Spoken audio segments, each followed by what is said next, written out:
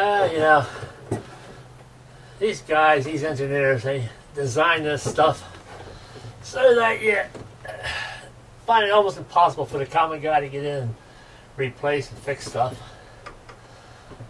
Hide it up in some crevice somewhere. But I fooled them. I think I got it now. Just put in a new faucet here. And let's see.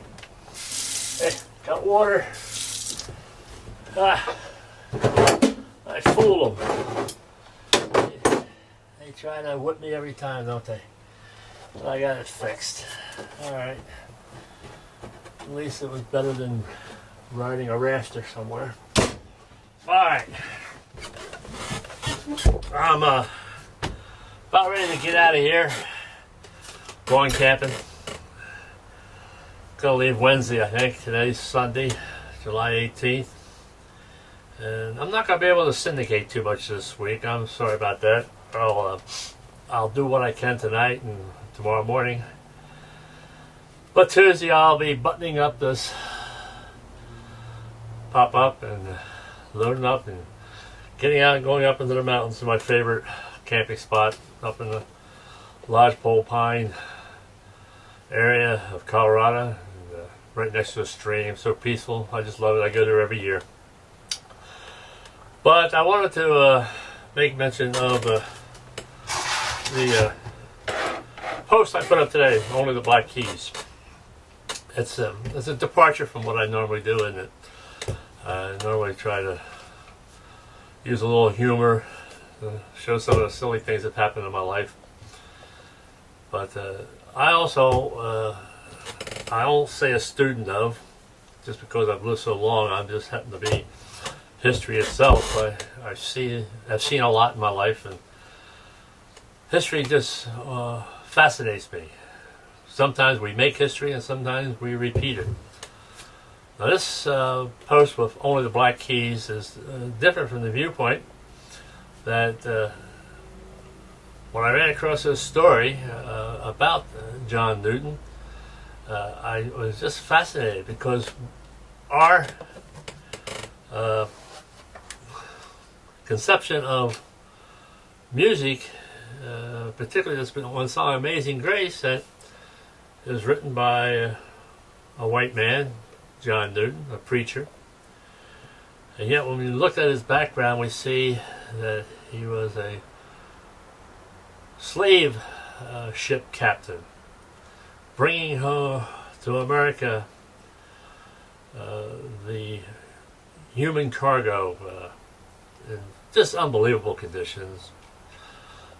Thousands died on the trip. And he was, as he was bringing these slaves over, would hear them humming and chanting this tune that we've come to know as Amazing Grace. At least that's how the story goes through his life. He never forgot it. Of course, he had a what I would call a deathbed conversion. Bad storm, ship about ready to flounder. He cries out to God to have mercy. God does have mercy on him, and he records May 10th, 1748 as the day that he became a Christian. He continued on in the slave trade for 7 more years, but he had a difference. His attitude was entirely different now about his cargo, even though he was bringing it here under horrific conditions. He had more empathy, more concern about his passengers. He left the seagoing business because of illness, and eventually became a preacher. And in one of his sessions at his church on Wednesday nights, they used to write music or hymns. He came up and wrote this song, Amazing Grace. And the story has it that this, I think, very true. He put it to the melody that he heard these slaves chanting and humming when their life was at its bleakest. Their hope for any survival was dim. It was just a moving scene to see this in your mind's eye, the pain that these slaves were going through, and yet they were humming this, chanting this melody that gave them comfort, that gave them hope, that let them breathe and live another day. And John Newton puts Amazing Grace to it. You can't hear that song today without, you can't hear the music, the melody today, without thinking of Amazing Grace. Yet, the melody is probably, and very true, likely came from the slaves as they came here from Africa.